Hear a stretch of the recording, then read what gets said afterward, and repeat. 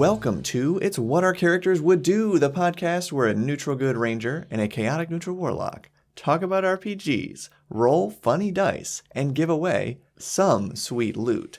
I'm Bob World Builder. And I'm Grace World Destroyer. And today we're talking about character creation brainstorming. And we're giving away a class weapons dice set. Whoa. From only Chris. Crits. Only Chris. Chris only. But first, Grace, how are you feeling today? Well, I feel good because yesterday we finally started our new campaign, Woo! Waldergeep Descent into the Dragon's Heist. Yeah. And it went well. I forgot how easy it is to run an adventure from a free module. Especially one that you have experience with. One that I have played twice. Yeah. Anytime you guys had a question, I just had to look down and the answer was right there. I barely had to use my brain at all. Barely had to think. Heck yeah. It was great. Yeah, it was a lot of fun. Yeah, and we also played Thirsty Sword Lesbians. Yes. Before that. Since the last session, finally, after I've been saying I wanted to play it for 2 years, we finally actually played. True. And that was also super fun. So yeah, everybody had a great time with that session. Yeah. It was, it was very different from what we normally do. I think you described it on the last one, but it was combo magical girl and giant space robot. Yeah. Anime kind of theme. So it's pretty different from what we normally do. And we all made pretty exciting characters for it. And you set up a pretty fun adventure, little, not murder mystery. What's the word I'm looking for? Like a gala sort of event. It was really fun. It was a good mystery. And I spent that whole day just making a soundtrack for it. Yeah, that also paid off really well. Yeah. So some good RPG stuff going on in our lives right now. Yeah, starting the year off right. Yeah. And yeah, it feels good starting this new campaign. And with this new campaign came some new characters. So this was a topic suggested in the Discord, but it felt like the perfect time to use this one as well and talk about how we think about, how we, I guess, come up with ideas for new characters. Are there any tools we use when finding ideas initially or fleshing things out more? That's kind of the general topic of this. But I guess before I describe it too much, I should jump right into the first segment, the quick build, where we try to summarize the topic/goal for this episode in exactly 3d6 words. So it's your turn to roll, and then I will give it a shot. Whoa. 10. I feel like that's on the lower end of what we normally end up rolling. Anyway, what's so funny about that? Okay. Well, 1 to 1 down. We'll share our secrets for creating the perfect character. Whoa, the perfect character? Yes. It's perfect for you? Yeah. Perfect for me? Perfect for your family. Wow. Perfect for your friends. Yeah. The perfect character. Yeah, so how does that work? Do you want to begin? Well, most of the time, my characters, when I'm making them, just come to me spontaneously at any random given time in my life, whether or not I'm actually preparing for a campaign or not. And what kind of things have inspired you in the past for these random characters? Media that I consume. For the most part. I think if you looked back at a history of my characters, you might be able to see, what kinds of things I was into at the time. It's kind of the same as, the history of my homebrew campaign. What was I into? And then, each chapter kind of has a different feel because of that. What's an example from, a character? I'm thinking what inspired Fortune, maybe, because that's a character we've talked about now and again on the podcast. Maybe she's not as easy to pin down. Yeah, I don't know. Fortune Faceseeker I feel like I was reading, I forget the names of the books. Well, now I'll say you talking about what you're reading immediately makes me think of the character you made based on a book series that I don't remember the title of, but it's the one you also made a whole homebrew class for. Oh, yeah. Like, that's a really simple, straightforward Serial, I think her name was. Yeah. But I love the Abhorsen series, or whatever it's actually called. So I made like an Abhorsen class, and I created a character based on Sabriel, the main character of that series. Nice. So that's definitely the main one. But also, like, all of my Fae stuff, like the book series that I was referring to before, was like really Celtic, like Fae, fairyland influenced kind of stuff. So that's part of where Fortune Faeseeker came from, because she was a Fae warlock. And yeah. And then I don't know what I was doing when I made Eye of the Squid. That's a good point. Yeah. Probably one of my weirdest characters. Definitely one of the weirdest. Yeah. Just like... Yeah, I mean, what could we / you have been into at that time? I guess you knew it was going to be a seafaring campaign, right? Was that for Ghost of Saltmarsh? Yeah, it was. Okay. But you had come up with Slippery John before that, I think, and then made the character? Yeah, no, I made that. I made Slippery John for that character, because we were just talking about the character that I was going to build in the car, and I was like, what kind of cool, like, companion could I have? Because I knew I wanted to do Pact of the Chain. Okay. And I was like, what if it's just like a blobfish with legs that floats around? Yeah. And Slippery John was born. Yeah. Yeah. Okay. I also would have a lot of trouble trying to pin down exactly what inspires any of the characters that I've made, which I've created a record now. I don't know the number off the top of my head, but it's like 20 plus characters that I've played over the course of a bunch of years. You know, and many of them were just for one shots or whatever. So for some of them, I didn't put much thought into it all. But I think for the most part, I am initially inspired by reading the rules, really, and seeing like what the options are like. And then something in that will inspire a cool idea for a character. Like the only one that comes to mind right away that wasn't the case for would be my first character, because I didn't know any roles. And he was kind of stereotypical, like half-elf, bit of, between worlds, not fully accepted by elves or humans, and did a lot of nature magic stuff. Mm-hmm. So that was actually pretty inspired by my schoolwork, really, because I wanted to do something very nature-themed. Yeah. Something that is common among all of my characters for sure is like some element of body horror. All of them? Yeah. Where's the Fortune body horror? Where isn't the Fortune body horror? She has a horn.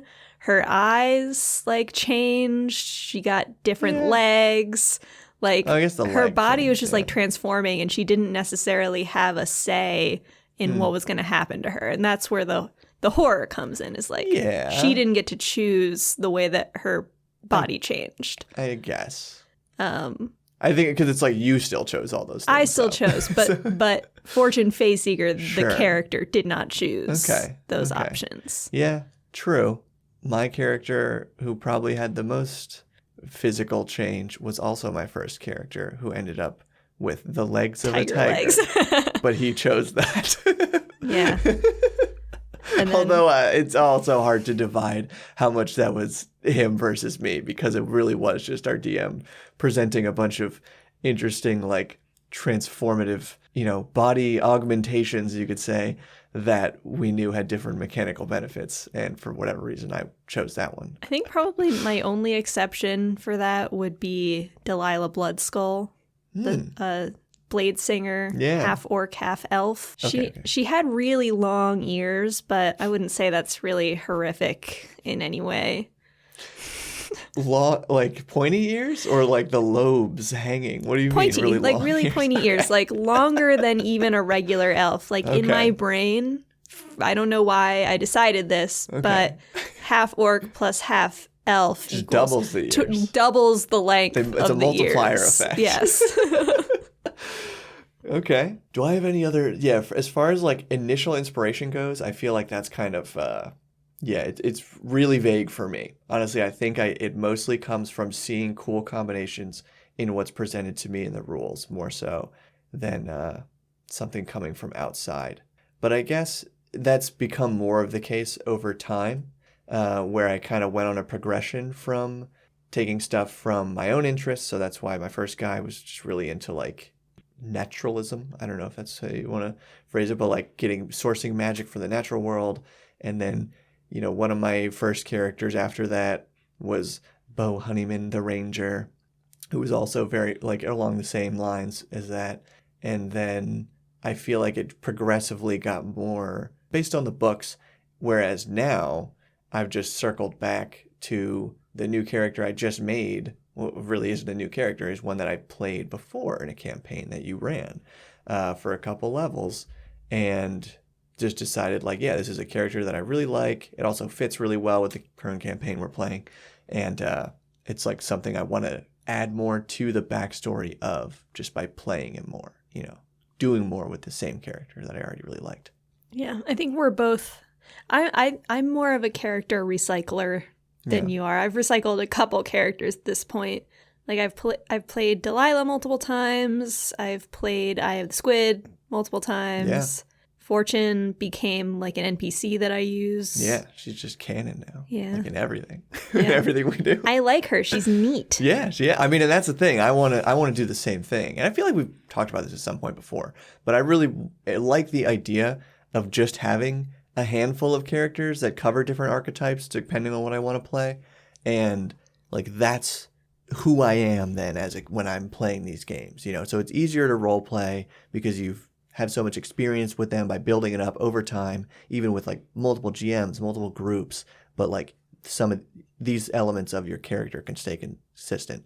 That just makes it easier to role play, I think. Yeah. But it's kind of this ongoing experiment. Like this is maybe the first time that I'm going to have doubled down on a character at length. I feel like I've probably used the same character or very similar ideas in like one-off things. So besides through play, how does one flesh out a character? So we did try using the Session 0 system yesterday as the beginning of the Waterdeep campaign. It could have gone better. Like, I think it's a good tool, but I guess it really depends on your group. Because in our group, everyone had like a really set idea of what they wanted their character backstory to be. And because of that, there was no room for growth through the use of the Session 0 system. Yeah. And then like no one really wanted to change anything about their backstory to create a connection with another character's backstory. So it was kind of like I wanted to try to put these like behind the scenes connections in your hands, but because like no one wanted to give up any control, now no one has any control because I'm just going to make those connections myself as the DM. Yeah. So I think it was definitely that. And it was just, like I said, I think people didn't really know what to expect. Yeah, I should have been like more, I should have described it better. And like you said, after we played, like told people exactly where the wiggle room needed to be. Yeah. Like in your bond, your catalyst, and your legacy. Yeah. I think people just like got the general idea, but didn't really think of like, oh, I really need to come to the table with something that I'm okay fully leaving up to like another player to decide. And I don't think anybody really had that. It didn't even have to be fully up to another player. It's like it was supposed to be collaborative, You're right. Everything was like, no one really wanted to collaborate, it seemed like. I don't know. I had like a couple things that I jumped on with like for other players, and we like talked about it, but then it kind of circled back when those other players were like, well, actually, I don't know if I want like that part of your backstory to just like become part of mine. But at the same time, so it's like but I don't want to act like they were being too inflexible because also no one, I guess, like asked, or no, one player did say like, oh, well, I could have been part of that other party you were from. And I was like, well, like that was actually another game, but I could have just said yes. Like, I don't know. So yeah, it was just like, it was a little awkward, basically. Yeah. It was just odd. Like no one knew exactly how much or how little we needed, I think. Whereas generally that just kind of comes organically over the course of a campaign. I think Session Zero system is still a good tool for like me personally to use. To help me like flesh out elements of a backstory if I'm not sure what direction I want to go in. But like it's more difficult to use with a party of 5 people who are like already very creative on their own, that they don't really need that help and, you know, have already decided before they even got to the table what it was going to be. Yeah. So the fleshing out wasn't really needed. Yeah, I think that's because like the other example of when we did use this once and it worked super well was when we had a player come over who's like incredibly casual player, knows almost nothing about how these games actually work, but has a fun time and had a super basic idea for a character, just like very stereotypical kind of like dwarf fighter. And Grace was like, oh, well, we can use these cards to like give, you know, add some ideas to this guy. And like super quickly, you know, it was just with one player. So it was like, okay, draw this card. Oh, it's this. And we read the prompts from the booklet and he was just like rattling off ideas. And did we end up like using a lot of that? I don't know how much it like came into his head during the session, but it was fun. And like you can see how the thing could be successful. But yeah, I think in this case, it was, like you said, creative players who already had cool ideas and kind of like, too much time to think about those ideas. Yeah, because they had 2 weeks beforehand. In between to get everything. Even though I warned them, like, don't get too like, but you know. How do you stop that? How do you stop those creative juices? Yeah, exactly. I think as the GM, I was glad to see that everyone was so excited about the campaign that they put that much work into it. Exactly. And I think that's kind of where some of the awkwardness comes in because it's like, obviously, everybody's having fun with what they came up with. So it's like, you don't want to squash the fun that they're already making. Yeah. But you think you can like... I said now no one has control over their backstory because I'm just going to decide. Yeah. But that's not necessarily like, I don't mean like I'm going to stomp all over everyone's backstory to do whatever I want. I just mean like, well, now like you don't know what's going to happen. Exactly. Because I know what's going to happen. Yeah. Which is normal. Yeah, that's normal. This is like the default case. So which could be more or less satisfying to each player depending on how they feel about what's revealed about them to themselves that they didn't know yet. Yeah. I think ultimately it'll be something more I guess just more natural where it's like as we kind of go through play and role play or you know have the social interactions with each other's characters in game, we will then like out of game talk about like as we learn more about what the other players actually had in mind, we'll become more flexible, I think. Yeah. But we'll have to wait and see. And I think that's a good time to have our little break. And then when we come back, we're gonna answer some questions and stuff.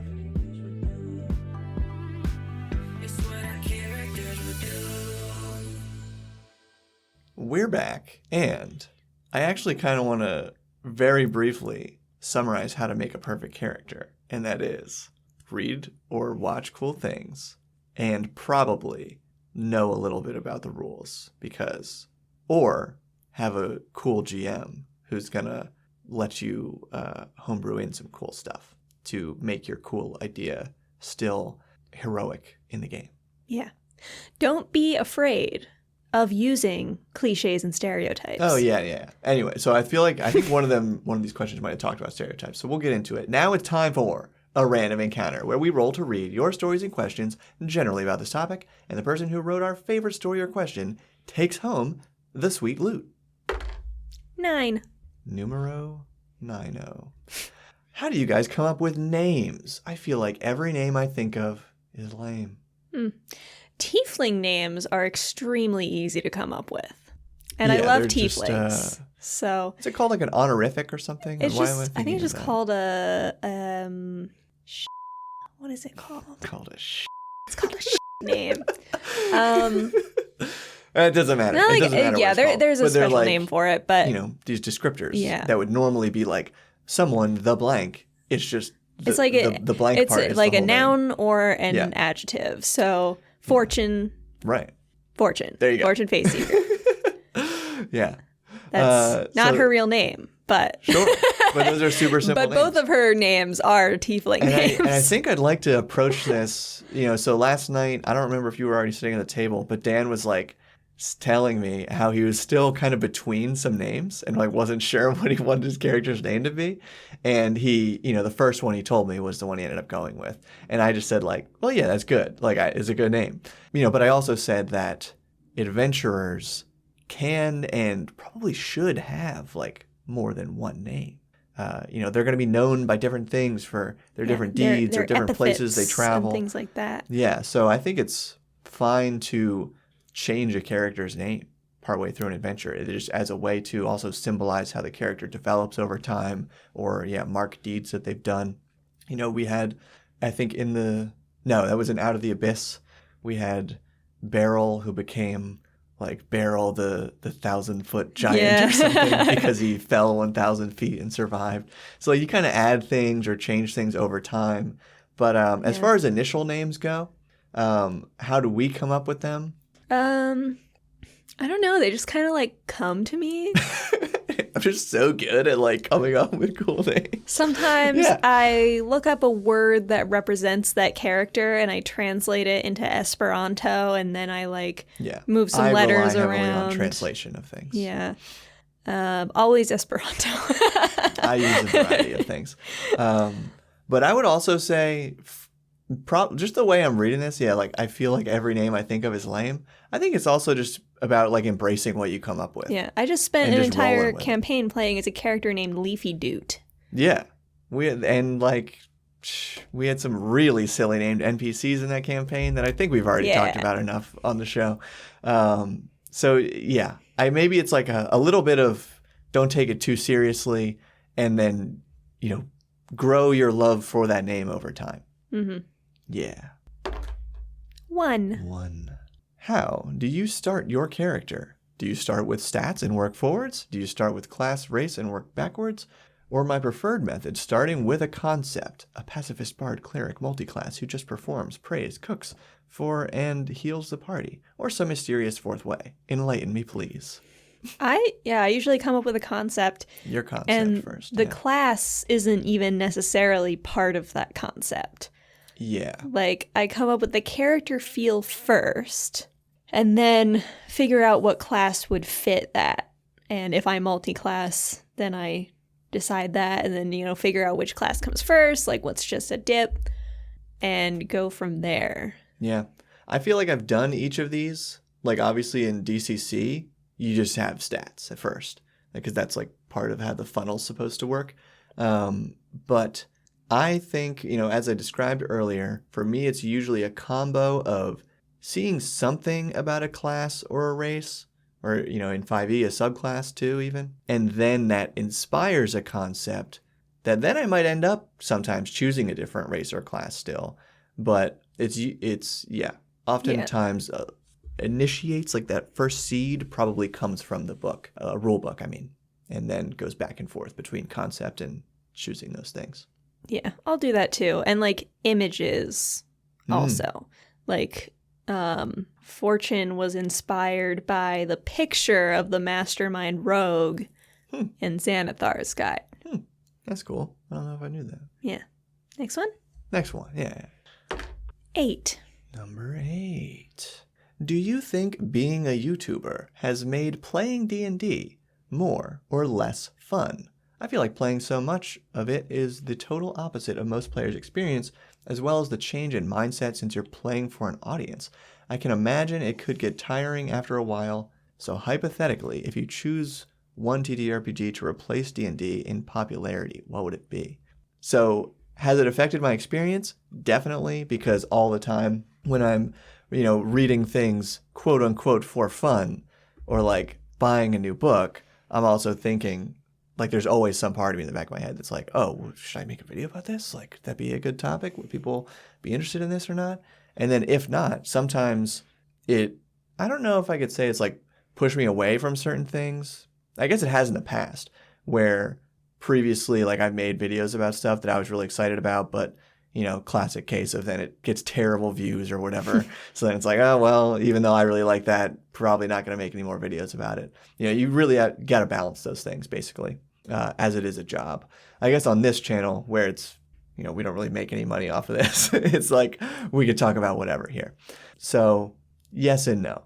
But yeah, the second part there, I feel like playing so much of it has the total opposite of most players' experience. I feel like we play a pretty normal amount, like once a week. I play you play more once than a that, week even. every week, and then twice a week every other week. But I play once a week or less, you know.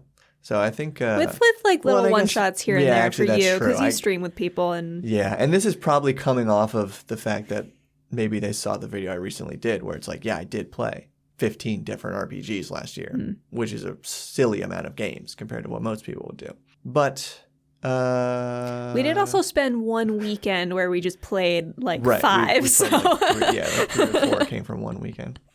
But I imagine it could get tiring after a while. So I guess for me, D&D definitely kind of got a little tired for me. But it's also because of just like me as a person has this minimalist perspective about a lot of things.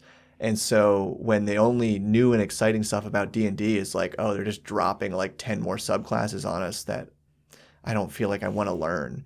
It's like, yeah, I don't need that to have more fun with it. But we're still having fun with like the books that we do have. Yeah, like for this campaign, I literally restricted race and class options to what we physically own in our house. Yeah, because that is more than enough. so tiring's probably not the right word, but it is just like when you do anything enough, yeah, eventually you want to change it up a little bit. But we have always like homebrewed and whatever. So, but if I could choose one TTRPG to replace D&D in popularity, what would it be? I don't know if I have a good answer for that. Would it be whatever game I end up making? Yeah. Yeah. Okay. Critical Role will pick up the Bob World Builder RPG. Yeah. 4. What moment or character made you fall in love or out of love? No judgments being made here. With the character creation process. I fell out of love when my first DM didn't like the backstory of my level 1 wizard. The background was that he made a lousy wizard with rich parents. He didn't like him so much that he never even let me use him in combat. My character and another were crawling on all fours in jungle canopy, and the DM decided that my character was going to fail a dex saving throw and fall into a spike trap while crawling. Yes, this is a really strange DM interaction here, I think. Yeah, what is it? Like the DM hated just this person's character because and he then didn't killed like him? your character design. Yeah, that's lame. Yeah, this moment made me feel like all the work I did daydreaming about my character was just a waste of time. Yeah, this DM didn't like respect. That's just a bad DM story. Yeah. So I'm now falling back in love with the process with the wacky characters my little cousins came up with. And no, I'm not killing them in spike traps. Smiley face. Thanks for the brilliant work. Can't wait for the next video. Chris. Well, only Chris. Oh, only Chris. Thanks for giving everyone dice. Yeah, sounds like that was just a rough experience with the game. Normally, a GM shouldn't have your character automatically failing rolls that are just a natural part of the game. And but that, I guess that like made you afraid to put like a lot of work into a character, knowing that they could just die on a whim, basically, which I did knock down 3 characters. Oh, yeah. In the game last night. Session, I love it. 3 people at level died. 1. Yes. But nobody actually died. Yeah, thankfully we had 2 characters who could heal. But yeah, that can happen. And that's just something you have to roll with, I guess. But then you can also recycle that character in another campaign. And it's also like, I don't know. It depends on how serious your group is about it too. Like, in my homebrew mini campaign, one of the characters died, but I was like, well, because it's just a mini campaign, like his twin brother can take his place and you can just be the same racing class. And it was like a really funny scene too, where this guy just like happened to be there and they threw the other body in the trash because it's what he always wanted. It was amazing. 5. I recently tried to make a character out of my comfort zone, which is usually a bumbling but charming fool. He was a Summer Eladrin elf war priest cleric who worshipped the sun. He was a part of a homebrew cult that believed the sun burns all things away, and they embraced this pain as renewal. He was sort of serious, but mostly intense. I hated it, and luckily the DM got bored of this campaign and it ended. How do you explore campaigns or characters out of your comfort zone without hating the person you made? It's a little odd. Because I feel like my comfort zone is almost, is being more silly at the game table. Yet I feel like the characters I've played are usually much more reserved.